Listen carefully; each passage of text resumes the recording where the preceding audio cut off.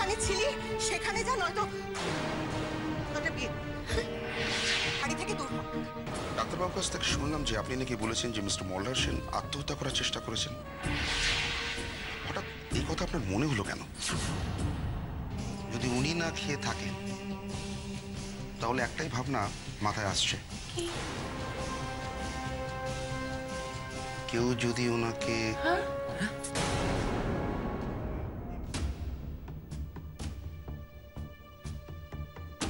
Mrs Sen, Mrs Sen, Mrs Sen.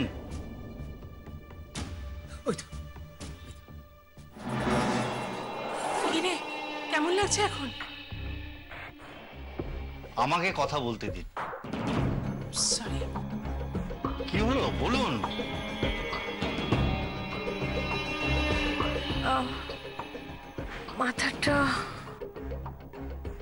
মাথাটা না হঠাৎ করে ঘুরে গেল। হবে নাই বা কেন বলো? দুদিন ধরে মেয়েটা কিছু খায়নি, তার উপরে এই টেনশন। সেই তো, তার উপরে ভয়।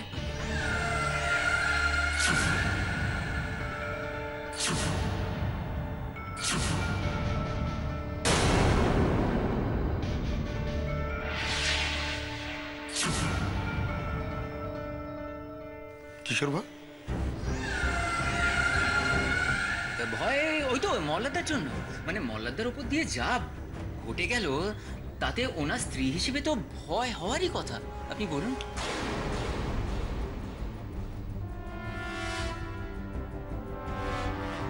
এমনিতে তো আমি কোনো প্রবলেম দেখছি না, প্রেশারও নরমাল।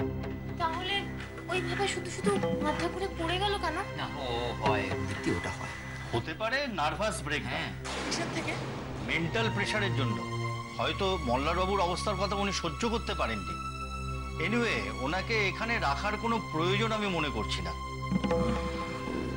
বাড়ি যাব আমি। বাড়ি? হ্যাঁ, ওনাকে বরং বাড়িতেই পাঠিয়ে দিই। আমি তাহলে ওকে নিয়ে বাড়ি চলে যাই। হ্যাঁ, আমাদের বাড়িতে পাঠিয়ে তো কোনো লাভ নেই রে বাবা। কোমল আছে বাপের বাড়িতে, ওকেও বাপের বাড়িতে পাঠাতে পারলে তবেই তোমার 16 কলা পূর্ণ। কিন্তু আমার তো অনেক কিছু জিজ্ঞেস করার ছিল।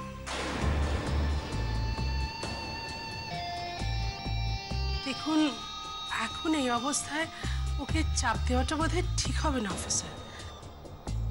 আমিও বলছি আজ ওনাকে ছেড়ে দিন। না না, আমি ভাবছিলাম যে ওকে শুধু শুধু আমাদের বাড়িতে নিয়ে গিয়ে কি লাভটা হবে, কেননা বাড়িতে থাকার মধ্যে তো ওই মেসমশাই আর ডিমতেদি আর বাচ্চাগুলো, ওর তো সেবা যত্ন হবে না বেচারা, এরকম অবস্থা। তাই ভাবছিলাম যে ওকে যদি ওর বাপের বাড়িতে গিয়ে রাখা যায় তাহলে তো ভালো হয়। ভালোই হয়, ওখানে গেলে নিশ্চিন্ত হবো কিছুটা। সে কি অসুস্থ মেয়েকে বাপের বাড়ি পাঠিয়ে দেবো মানে? বাড়ি কেন? যাক না, ওখানে তো ভালো থাকবে। আমি মার কাছে যাব।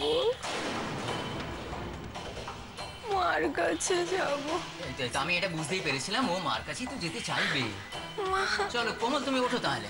নাকি উঠতে পারবে তো, নাকি স্ট্রেচারে করে অ্যাম্বুলেন্সে করে বাড়ি? না পারবো। তাহলে তাহলে আমি সময় মতন আপনার সঙ্গে দেখা করুন। কি রে, আমাদের বাড়িতে যাবি না মা বাবার কাছে যাবি, কোনটা? বৌদি, ও যখন চাইছে যেতে যাক, জোর করো না।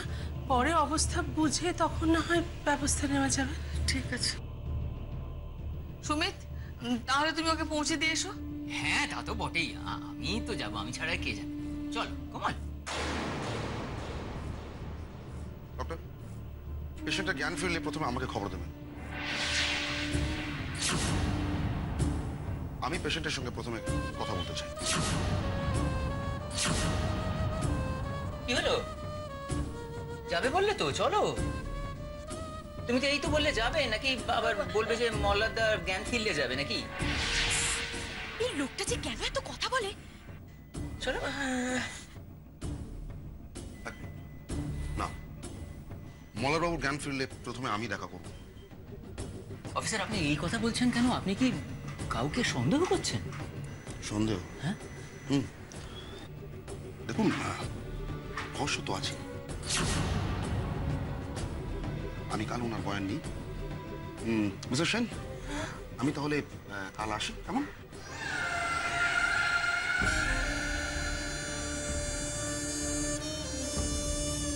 এসো এসো এসো এসো, দেখো আস্তে আস্তে আস্তে। সুমিত সাবধানে নিয়ে।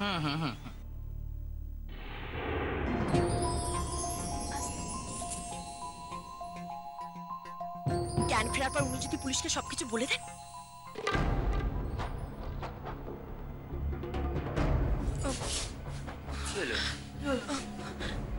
কি? সোনা মা, আমি না বাড়ি যাব না। হ্যাঁ, সে কি? আসলে মনটা না মানছে না। এক কাজ করি, উনি ওনার জ্ঞান ফিরে আসুক, তারপর না হয়। না না না না, একদম না। তোর শরীরের এই অবস্থা, তোকে এভাবে এখানে থাকতে হবে না, কোনো দরকার নেই। শোন না, বলছি যে তুই এখন বাড়ি চলে যা। মল্লারের জ্ঞান ফিরলে আমরা তোকে খবর দেবো, তখন আসবো। হ্যাঁ মাসি, হ্যাঁ মাসিমা একদম ঠিক বলেছো কমল। তুমি আর জেদ করো না, এই অবস্থাতে তুমি বাড়ি যাও, রেস্ট করো, সেরকম বলে আমরা ডেকে নেবো। কিন্তু মা, তাছাড়া কি জানো তো, ওই পুলিশ অফিসারটা এখনো হাসপাতালের চত্বর থেকে বেরোননি। উনি যদি হঠাৎ দেখেন তুমি এখনো যাওনি, আবার জেরা না শুরু করে দেয়। হ্যাঁ সুমিত, আপনি না বাড়ি নিয়ে চলুন। সবাই যখন চাইছে আমি বাড়ি যাই, আবার আসুন আসুন। দেখ দেখ,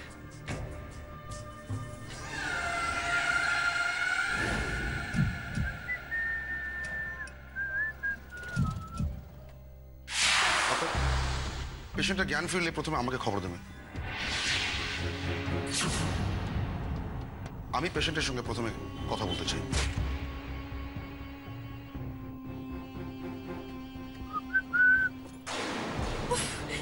কেন যে কথাটা বলতে গেলাম মল্লার বাবুকে, না বললে আজ আমার এই অবস্থাটা হতো না। বারবার নিজের খবর নিজেই খুঁড়ি। কি কোমল, শরীরটা এখনো খারাপ লাগছে না? হ্যাঁ, মানে শরীরটা খুব দুর্বল তো। বটেই তো, আরে শরীরের কি দোষ দেওয়া যায়? এরকম একখানা ধাক্কা সামলাতে হলো তোমার। এই স্নায়ুর উপরে যে কতটা চাপ পড়ে আমি কি বুঝি না কোমল। ধাক্কা? আপনি কোন ধাক্কার কথা বলছেন? ওমা, এই যা সব ঘটে গেল, হ্যাঁ, তোমার মনের ওপর দিয়ে, মল্লারদার ওপর দিয়ে, থানা, পুলিশ, উকিল, কোর্ট কতদূর এগোবে, কি হবে ভগবান জানে। আর বাংলায় বলে না যে ওই পুলিশে ছুলে 18 ঘা। বাবা। আচ্ছা সুবিন বাবু, বলছি ওনার জ্ঞান ফিরলে উনি পুলিশকে ঠিক কি বলতে পারেন বলুন তো? সে আমি কি করে বলবো বলো তো, আমি তো আর অন্তর্যামী নই। মল্লারদাই বলতে পারবেন, আর জানেন মা গঙ্গা। আচ্ছা, পুলিশ ওনাকে কি জিজ্ঞেস করতে পারে? হ্যাঁ, পুলিশ দেখো এরম সিচুয়েশনে লজিক্যালি বলে এরম ধরনের জিনিস জিজ্ঞেস করবে যে আপনি এত ওষুধ খেলেন কেন, এত ওষুধ পেলেনই বা কোত্থেকে, আত্মহত্যা করার আপনার কি দরকার হয়ে পড়েছিল, আত্মহত্যা করার আগের মুহূর্তগুলো কিরাম ছিল, কার সঙ্গে কি কথা হয়েছিল, এইসব। তাকে এই নিয়ে তুমি এত চিন্তা করো না কোমল, তুমি কেন এত চিন্তা করছো? মল্লারদা যা বলার উনি বলুক না, তার থেকে তো সত্যটাই বেরিয়ে পড়বে, আর সত্যটাই তো আমরা সকলে চাই নাকি? আর দেখো বড়জোর কি হবে, মল্লারদা একটু ফাঁসবেন অবশ্য। হাজার হোক, আত্মহত্যা করার চেষ্টা তো আমাদের দেশে ক্রিমিনাল অফেন্স হিসেবে মানা হয়, তবে জেল টেল হবে না। এসব সিচুয়েশনে ওই কিছুদিন চলবে একটু কেসটা, তারপর সব বন্ধ হয়ে যাবে। তুমি অত ভেবো না, তুমি একটু রিল্যাক্স করার চেষ্টা করো, একটু রিল্যাক্স করার চেষ্টা করো। তোমার শরীর এমনিতেই খারাপ। তাই তোমার শরীর খারাপ হওয়া এখনো বাকি আছে করি। বাড়িতে চলো, কোমল সেখানেই গেছে নিশ্চয়ই, ওর মনে সন্দেহ ঢুকিয়ে দিয়েছি। এবার তোমাদের দুই বোনের মধ্যে টম অ্যান্ড জেরি খেলা দেখবো, আর রেফারির মতো ফাঁসি বাজাবো। এই যে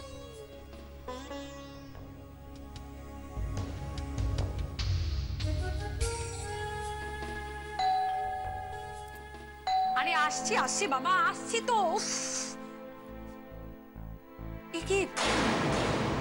কমল, তুই এখন এখন আপনারা এই সময় মানে কি ব্যাপারটা বলুন তো? কি রে, কি হয়েছে তোর? এ কি চেহারা হয়েছে তোর?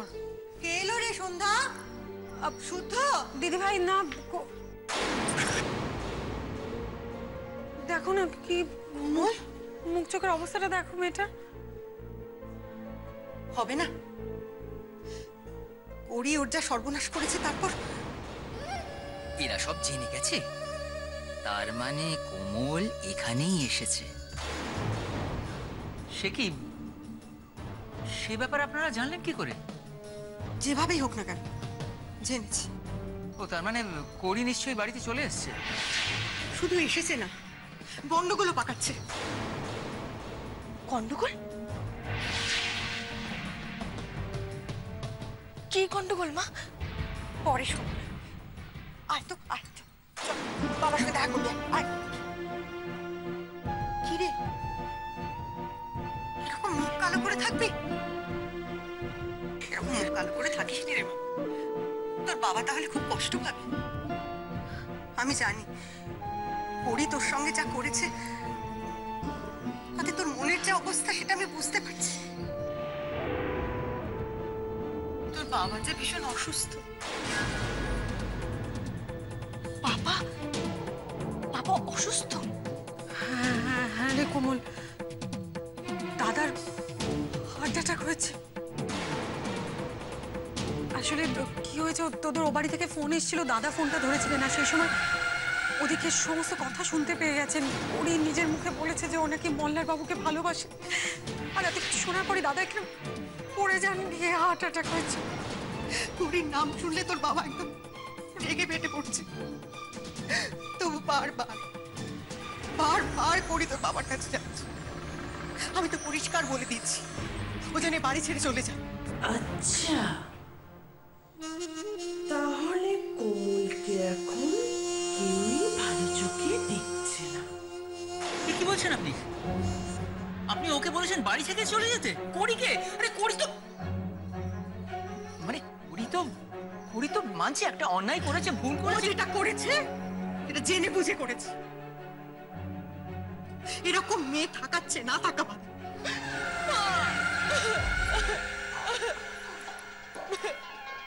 কি হলো রে, কি হয়েছে? মা, মা, ওনার কি হবে মা? উনি ভালো হয়ে যাবেন তো? ওনার মানে কি হয়েছে মল্লার বাবুর? আর বলবেন না, মল্লারদা ওদিকে নার্সিংহোমে ভর্তি হয়েছে। কেন মা? দিদি তোমাদের কিছু জানায়নি? ও তো সব জানে। আমি তোর সামনে দিয়ে ওনাকে নিয়ে নার্সিং হোমে গিয়েছিলাম। আচ্ছা, ও তো এই বাড়িতে অনেকক্ষণ এসেছে, তাও তোমাদের কিছু জানায়নি? কই না, না তো কিছু জানায়নি তো।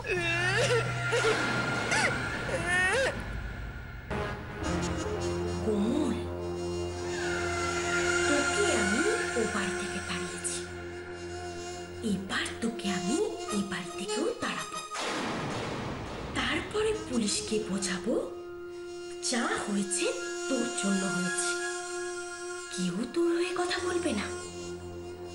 আমার বদলে তুই বিয়ের পিড়িতে বসেছিলিস, এবার আমার বদলে তোকে আমি জেল কাটাবো।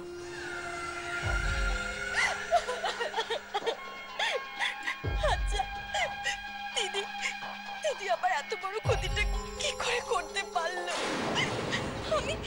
আমি তোর কোনোদিনও কোনো ক্ষতি করিনি। সেই ছোট্টবেলা থেকে ও আমার সব সময় ক্ষতি করার চেষ্টা করে এসেছে। আর আমি আচ্ছা আমি এই মল্লার বাবুকে বিয়ে করেছি, সে তো দিদির ইচ্ছে। আর আজ ও হঠাৎ করে এসে, মা উনি তো মানুষ নাকি বলো? বাজারে আলু পেঁয়াজ তেল তো নয়, আর কারো ধার করা টাকাও নয় যে হঠাৎ করে এসে চাইলেই পেয়ে যাবে।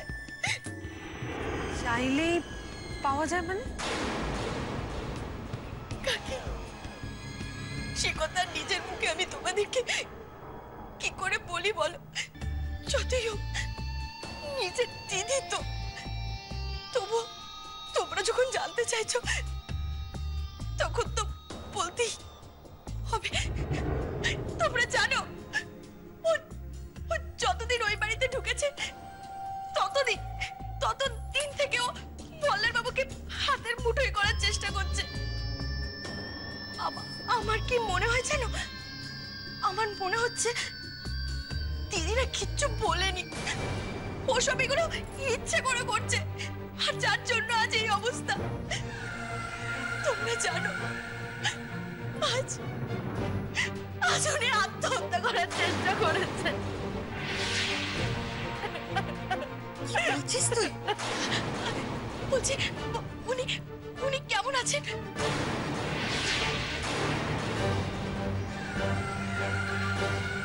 তাতে তোর কি তো? তোর জানার কোনো দরকার নেই মল্লা কেমন আছে না আছে। মা আমার যে খুব চিন্তা হচ্ছে মা। ওনাকে যেভাবে অ্যাম্বুলেন্সে করে নিয়ে যাওয়া হলো তাতে তোর খুব চিন্তা হচ্ছে না রে?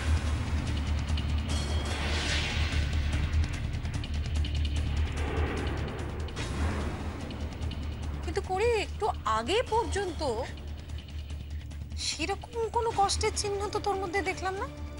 ছি, কি করে পারলি? হ্যাঁ, কি করে পারলি এরকম একটা সর্বনাশ করতে?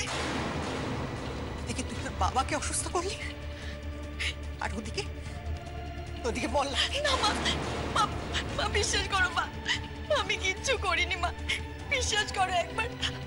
মল্লার বাবু ঘুমের ওষুধ খেয়েছে, আর উনি ঘুমের ওষুধ খেয়ে কেন খেয়েছে? হ্যাঁ কেন খেয়েছে? তুমি এক ঘর লোকের মাঝখানে যদি ওনাকে তুমি যদি ওনাকে এই কথাটা না বলতে যে তুমি ওনাকে ভালোবাসো, তাহলে তো উনি আমি কষ্ট পেয়েছিলাম, আর আমার কষ্টটা উনি সহ্য করতে না পেরে উনি এই কাজটা করতে বাধ্য হয়েছিল। চুপ কর মা, চুপ কর। শোন করি, আমাদের এবার অন্তত তুই একটু দয়া কর, একটু। এই বাড়িতে যদি থাকতে হয় তাহলে তুই একটা কাজ কর, তুই সবার চোখের আড়ালে গিয়ে থাক। তুই দয়া করে আমাদের কারোর চোখের সামনে আসিস, দয়া কর। তোর বাবার আর কোনো ক্ষতি তুই করিস না, হাত জোর করে বলছি, তোর ক্ষতি করিস না। শুনুন না, আমাকে একটু জল এনে দেবেন না, আমার বড় তেষ্টা পেয়েছে। সন্ধ্যা, এ বাবা দেখুন না, আপনি এখানে এভাবে দাঁড়িয়ে রয়েছেন, আপনি একটু বসুন। হ্যাঁ, আমি এক্ষুনি জল আনছি। না না না, আপনাকে যেতে হবে না, বরং করি নিয়ে আসুন। করি একটু জল আনো না আমার জন্য।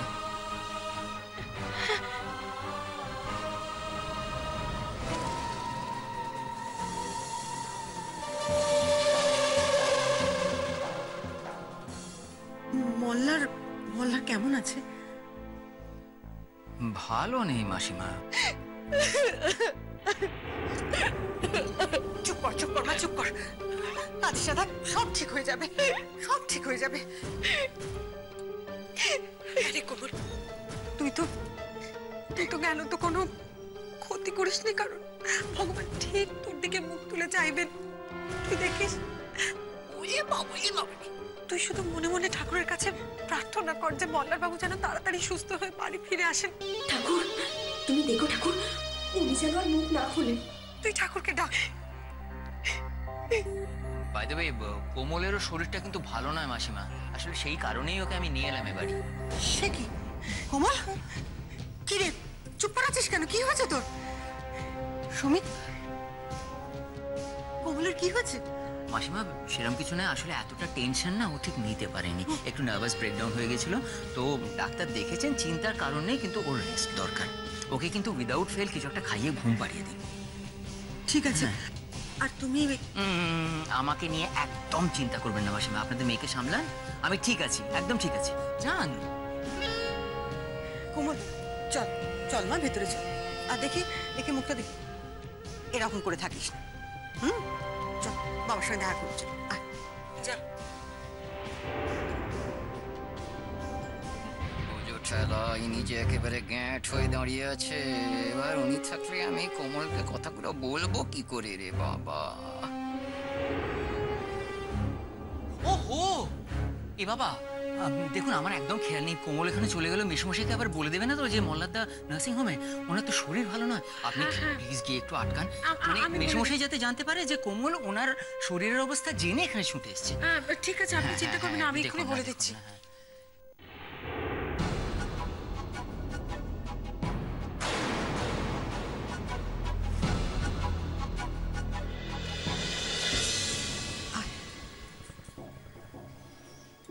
তোর বাবার মাথায় একটু হাত বুলিয়ে দে না মা, দেখবি ও ভালো হয়ে গেছে। আয় কোমল, বলছি মল্লার বাবুর ব্যাপারটা এখনই তোর বাবাকে জানানোর দরকার নেই, বুঝলি? হ্যাঁ ঠিক বলেছিস। ডাকবো আমি বাবাকে? না বাবা, বলা যায় না, ডাক শুনে হয়তো ধরেই নিল যে আমিই করি।